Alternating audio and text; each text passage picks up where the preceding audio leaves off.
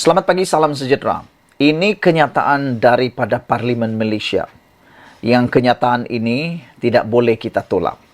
Kerana kenyataan di Parlimen tidak boleh langsung dalam bentuk spekulasi. Oleh sebab itu, anda wajib share konten ini kerana ia adanya berita benar, fakta benar. Di dalam Parlimen, sebarang spekulasi tidak boleh dinyatakan. Jadi, kalau begitu, ini ialah kenyataan yang dibuat di Parlimen. Oleh siapa?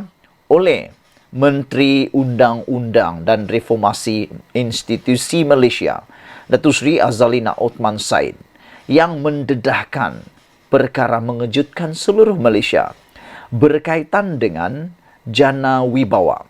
Satu kontroversi, satu isu paling panas SPRM di Malaysia pada waktu ini. Apabila Azalina dengan terang-terangan, tanpa berselindung, menyatakan bahawa surat setuju projek Jana Wibawa melibatkan ahli keluarga pemimpin politik menjadi persoalan semua rakyat, semua netizen dalam medsos sekarang ialah siapakah pemimpin politik? Siapa keluarga pemimpin politik yang terlibat terima surat setuju projek Jana Wibawa ini? Anda mungkin mempunyai maklumatnya. Saudara-saudara, kenyataan ini disampaikan melalui pembentangan di Dewan Parlimen menjawab kepada persoalan seorang lagi ahli Parlimen. Menurut Azalina Othman Said, yang ini benar, sekali lagi saya ulang, kamu share, kerana ini berita benar. Kerana setelah pun disampaikan di Parlimen. Kalau bukan Parlimen, kita boleh persoalkan. Tapi oleh kerana di Parlimen itu, dia adalah berita yang benar, tak boleh langsung mengelirukan. Beberapa senarai surat setuju terima SST yang dikeluarkan menerusi projek di bawah program Jana Wibawa melibatkan ahli keluarga pemimpin utama parti politik tertentu. Menteri di Jabatan Perdana Menteri Undang-Undang dan Reformasi Institusi, Datuk Seri Azalina Othman Said berkata, SPRM setakat ini belum dapat mengenal pasti nilai sebenar projek itu. Beliau berkata, SPRM telah menjalankan siasatan terhadap isu berkaitan tender rundingan terus, antaranya projek di bawah Jana Wibawa yang melibatkan projek pembangunan dan infrastruktur. Sebanyak 56 projek telah mendapat SST dan keseluruhan projek tersebut bernilai RM6.3 bilion. Katanya menerusi jawapan disiarkan di laman sesawang Parlimen hari ini. Azalina menjawab soalan Lim Guan Eng, PH Bagan berhubung jumlah bilangan dan nilai projek yang terlibat dalam penyalahgunaan kuasa, khususnya tender rundingan terus melibatkan ahli keluarga, pemimpin utama serta tindakan yang diambil ke atas mereka yang dapat habuan. Menjawab soalan mengenai jumlah pertuduhan berprofil tinggi membabitkan ahli politik dan pegawai awam, Azalina berkata, 60 daripada 180 kes selesai dibicarakan bagi tempoh 2018 hingga Januari tahun ini. Katanya, 72 individu telah disabitkan kesalahan, manakala baki 120 kes masih dalam proses perbicaraan di mahkamah. Beliau menjawab soalan Dr. Ismail Abdul Muttalib PN Maran mengenai jumlah pertuduhan berprofil tinggi membabitkan ahli politik dan pegawai awam yang belum dibawa ke muka pengadilan untuk hukuman serta sebab-sebab ia ditangguhkan. Azalina juga berkata kerajaan bercadang mengadakan sesi libat urus berkaitan rang undang-undang dana politik untuk mendapatkan maklum balas gabungan dan parti politik serta pihak berkepentingan supaya sebarang rang undang-undang yang bakal dibentang kepada jemaah menteri adalah inklusif dan komprehensif serta mencerminkan keperluan semasa. Sebarang kertas kerja dan laporan pentadbiran terdahulu turut akan dipertimbang oleh kerajaan.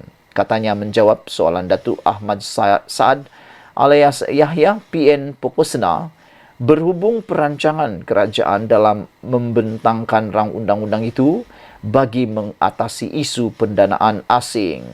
Saudara-saudara sekalian, saya nak ulas sedikit berkaitan dengan pendanaan politik ini. Yang menjadi isu paling besar dalam dunia politik Malaysia sekarang ini ialah berkaitan dengan pendanaan politik.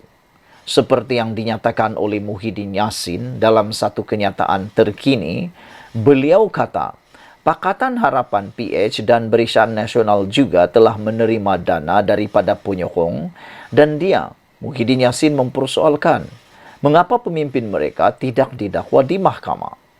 Kami sebenarnya jangka ini akan dilakukan oleh kerajaan PHBN untuk melemahkan Bersatu, merujuk kepada pendakwaan terhadap pemimpin Bersatu dan ahli perniagaan yang ada kaitan dengan Bersatu selepas melihat sokongan semakin meningkat terhadap Perikatan Nasional, kata Muhyiddin. Menurut Muhyiddin lagi bahawa menjelaskan setiap parti politik memerlukan dana untuk beroperasi dan ini termasuk dana daripada penyokong korporat, kata beliau. Bila bercakap dengan penyokong,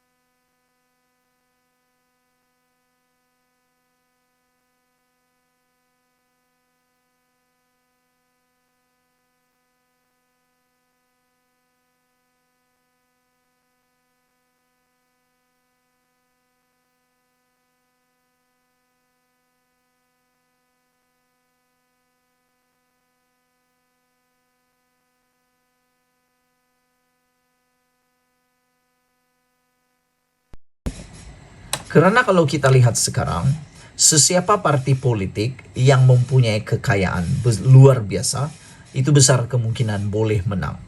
Manakala parti politik yang miskin, yang tidak punya apa-apa, ada harapan kalah. Jadi itu sebab saya kata amat tidak adil. Jadi supaya lebih adil pertandingan pilihan rayanya, paling mudah tetapkan jumlah terhad dalam satu-satu akaun parti politik. Contohnya 10 juta. Supaya semua sama rata.